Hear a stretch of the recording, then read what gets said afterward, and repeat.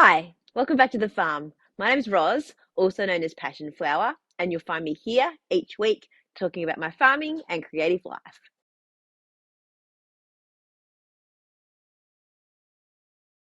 I have the same issue as I had last week with the sun, but I'm not going to complain because it is lovely and warm in here. And it ends up being a really nice spot to come and sit in the afternoon when the sun's like this on the couch and sit and knit and enjoy the winter sun that comes through the glass. So absolutely not complaining about sunny, slightly warm here in the shed. We have had quite a bit of rain this past week to the point now that we are actually getting some water holding in the dams, which is really great. So I've been enjoying the rain. There's been some horrible wind, which has not been as good, but the rain has been fantastic. So hopefully we are going to continue getting that steady amount of rain every week that will get our dams nice and full before we get any warmer weather. Last weekend was the winter solstice, so I planned to do a few middle of the year winter tasks in the garden. I pruned back my roses and just made all the garden nice and neat by the house. I do enjoy pruning the roses and getting out there in that garden because you know that the results once summer comes and the roses are all out is absolutely worth it. So I did a little bit of work there. Then I was going to come over here and do some weeding and plant my garlic, but Adam let me know that Evie was limping, which is not great. I had planned to let all three of the sheep into the grass area out here by the shed for this week, or at least for a few days. But when we noticed that she was lame, I ended up just putting her into this area. So it's still actually looking quite green and good because she hasn't been only just one sheep. It hasn't been eaten down too badly. So yeah, one of her front legs, she was limping.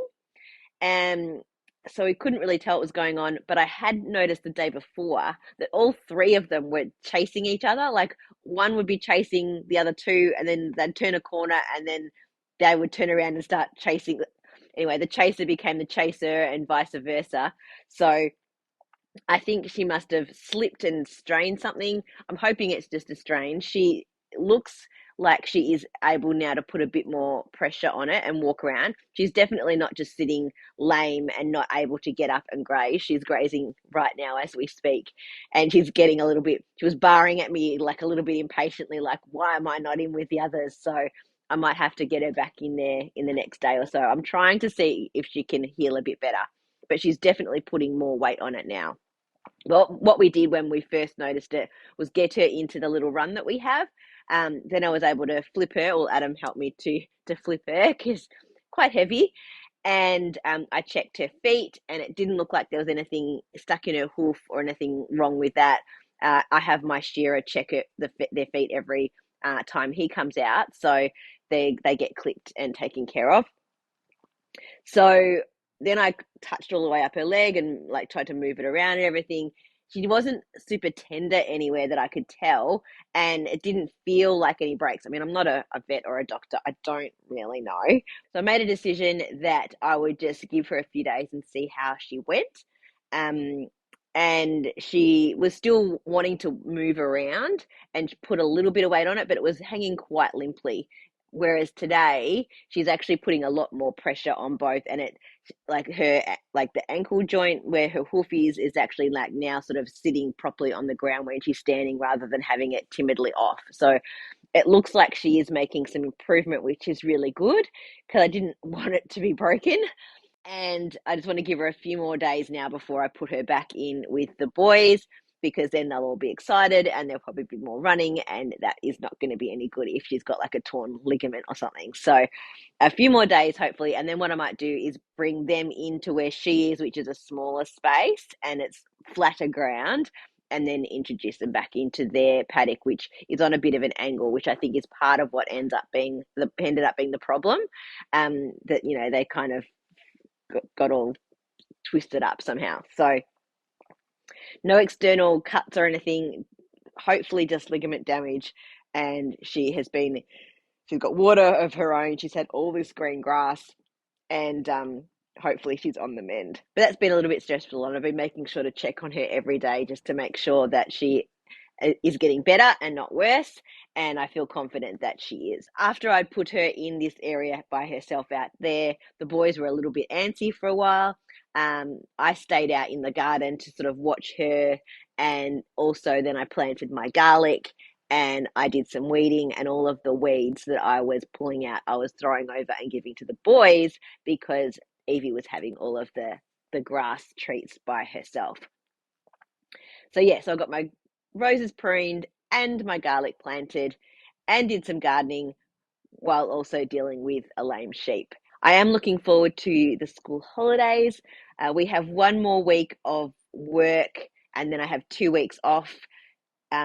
No students next week. Our students finished today. So next week is a professional learning week for staff, and I can catch up on a few things that need to be done as soon as we get back next term. But I am looking forward to full days of crafting or dyeing, and just a few extra mornings of not having to get up quite so early, especially these super dark mornings when we're at our shortest days, because those are a huge struggle.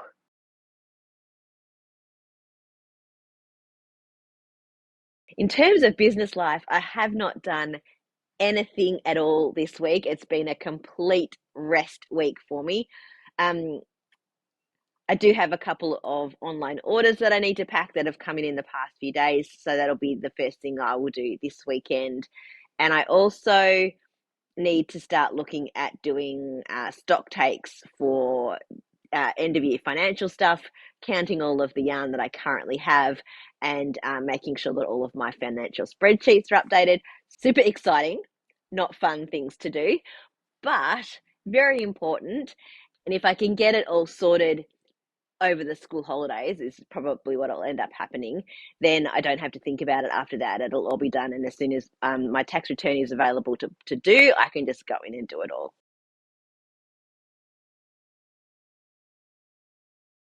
First to what I'm wearing this week, this is Radiate by Joji Locatelli. This is the second one that I made. This pattern fits really well. I did make the sleeves shorter on this one, only because I was running out of yarn, I think. Um, that's from memory. But normally, as I said, when I'm over here in the shed, I do like to have shorter sleeves because I end up pushing them up because I'm doing activity and it gets warm. And if I do get cold, then can put on some mittens or something to keep my hands warm. The green yarn is by Colleen's Crafts. I think it's in a Corriedale silk, and the natural color is Wattlebark by Bennett and Gregor, which I've had in my stash for a really long time, and I was able to get 2 jumpers out of it. Great pattern and a lovely warm jumper.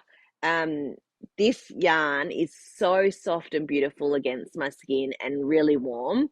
So it's always a treat to put this one on and my other jumper in this, which is the Miranda. So I really do enjoy wearing both of these, and I really think that this yoke is really effective with the brown through it and the color. I had tried to make another jumper with this green, but the way it was pulling and flashing didn't look so great as a solid. But in a yoke like this, I think it looks really great. First, what I finished the socks for my dad. I actually finished them the day I finished recording last week. The sun was coming in like it is today, and I sat on the couch and I just knit and knit for the afternoon, which was really lovely. So I ended up doing really hodgepodge socks for these. I did the light blue and for the toe and the heel, and that's in Zealana Cozi sock yarn. And this is a different Zealana Cozi. This section here is a skein of my own yarn that I had lying around, which was just like a test, and then a little bit of the custard Zealana Cozi at the top. So this bit here is lighter and a bit stretchier. The foot is like really like warm and fuzzy. So I think it's going to be a good combination for him. He doesn't wear them in shoes. These are for when he's sitting on the couch. So I think that they'll be a nice one, and it's still quite cold. So I need to make sure now to give these to him now that they're finished. So with casting those off, I have now cast on a pair of socks for my mum. Well, I actually decided to do these one at a time instead of two at a time, um, just for something different. And because I'm not going to make these match, I've got lots and lots of this yarn still. I bought it at Wangaratta Woolen Mills, and I think I've got like 3 or 4 big balls, and I've just been gradually making stripy socks with them over a number of years now. So I'm just going to make the first one, make sure it fits, like her feet are the same as mine. So I just lay it out on my arm. I know where to put in the heel. And then then I'll do the same with the second one. I'm not even going to count rows or anything. They'll end up being roughly the same size. And so I've done all of that this past week. And I cast something new on, which is very close to being finished as well.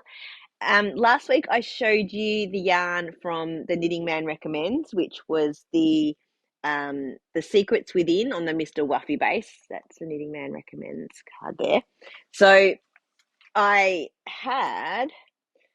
was putting it back into my yarn stash, and I sat it down next to this. So this is the Mr. Wuffy. See, it's like dark blues with like lots of different pops of color in it, and this is like a real rainbow kind of skein. And I put them down next to each other. I'm like, I think that they'd make a really good combination together. And I had looked this up to knit it by itself when I saw it, 'cause it's sort of like, I don't know, I think it fell from somewhere, and I'm like, oh, that's interesting. And when it was knit by itself, it tended to muddy out a little bit just because of how much color is in there, and they're very short repeats. And this one is a alpaca silk wool lace blend from Dream in Colour, and it was from November Dream in Colour Club 2013. So the last couple of projects I've knitted from my Dream in Colour Club from way back in 2013, I used that yarn for the Happy Street, and now I'm using this one. So yeah, I thought if I hold these together, that makes like a chunky yarn. So I've got the 10 ply and a 2 ply, so that makes like a 12, right? I think that's right, or a 14. I think it's 14. This is a 12 ply. So with a lace weight, I end up with like a 14 ply yarn. So I started to search for chunky vests, and like the second one that came up in my search on Ravelry was by Maker, Emily Bolden, and it is called the See My Vest. So a very simple vest pattern knit from the top down, and it has all the numbers for doing it on a chunky weight yarn, which is super helpful. So I cast it on and I started knitting. Didn't do a swatch. I just decided to just go with it. And once I started, I could see that I was getting gauge.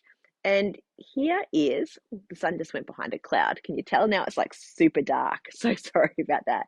I might just wait a minute and see if that cloud moves. Oh, here we go. The sun's coming back. Great. When I have turned the lights off in here because the sun's out, and now the sun goes behind a cloud. Anyway, now we're back again. So I've done all of this in a week. Chunky yarn is amazing. So I started with the back, and then knit down, and then picked up and knit down the front, doing the shaping for the neck, and then attached and started knitting in the round. And here is I've done the hem on the end. There were 2 options. It's a free pattern. There's a option for a split hem, or there's an option for a regular hem. I've gone with a regular hem on this one. It's interesting, on the screen it's looking like it's got really obvious like splashes and stripes on the bottom, but in person it's not that obvious. But I love the combination of the mohair with that rainbow lace. making them both look really great, I think. So all I need to do now is pick up and do a small amount of ribbing on the neck and do the same pick up for the sleeves. I have tried it on. I did try it on before I did the hem. I wanted to see how long it was, but I think it's now a great length. And I am really excited to have this little vest. It is super light. This is the second ball of the Mr. Wuffy, so I've used one full ball and I've still got to do the neck and the armband, so I'll use a bit more, but there will be some left over, and I'll have a fair bit of this left over. Was um, it's only in yards. It was 640 yards, so it's quite a lot of yardage in the lace weight of this. So good use of a stash yarn and a reasonably new purchase together to make a really usable item. And it is super, super light. I'm really excited about being able to put this on and layer up over the top of other jumpers or just a long sleeve t-shirt.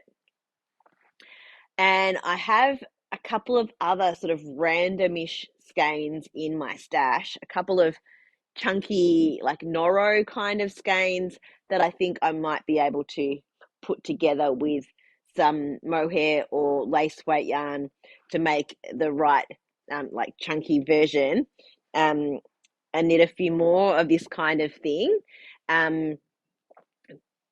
To use up some of that stash in a way that I probably wouldn't have used anyway. They were things that were given to me in prizes or that came like as a, you know, as part of a club that I had no idea what to do with.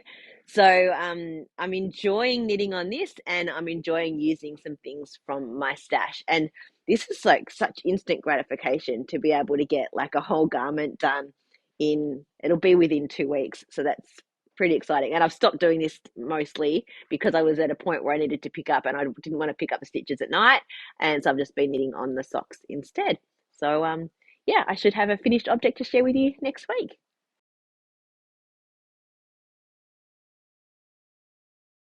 Well, that's it for another week. Thanks for spending some time with me. If you're enjoying these videos, please give me a thumbs up and subscribe to my channel.